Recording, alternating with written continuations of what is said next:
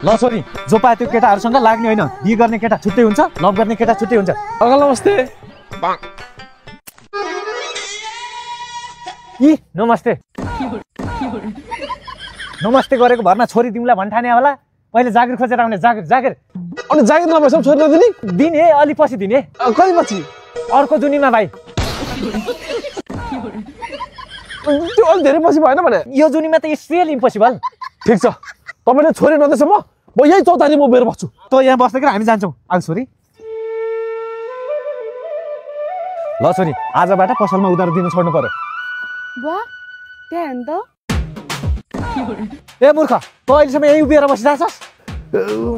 त्यही भने अङ्कल रातभरिको बिहा बिच सुत पनि मान्दैन म त छोरी नदिएसम्म उभिया गर्ने बडो रुख हुने उभिएर म त हल्लिनुबाट छैन यार ल विचार गरेर उभि चराले गुड लाउला हिँड छोरी अन्जन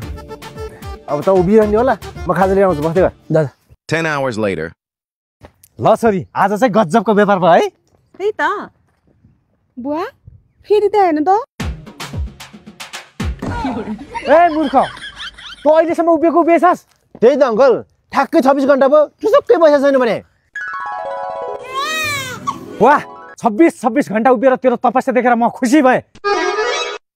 तेरो लागि एउटा गुड न्युज छ तँ यहाँ बस्दै गर म फुत्त घर पुगेर आइहाल्छु है छोरी पनि यहीँ बस्दै गर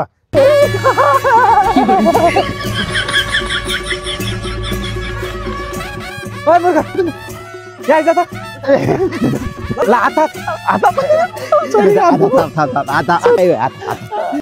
ल तेरो लागि गिफ्ट के हो हेर त त्यहाँभित्र के छ सिक्युरिटी गार्ड त्यही त मूर्ख तँ जस्तो नन स्टप 26 घन्टा उभिने मान्छे त सेक्युरिटी गार्ड हुनुपर्छ पहिला जागिर गर त्यसपछि म छोरी दिन्छु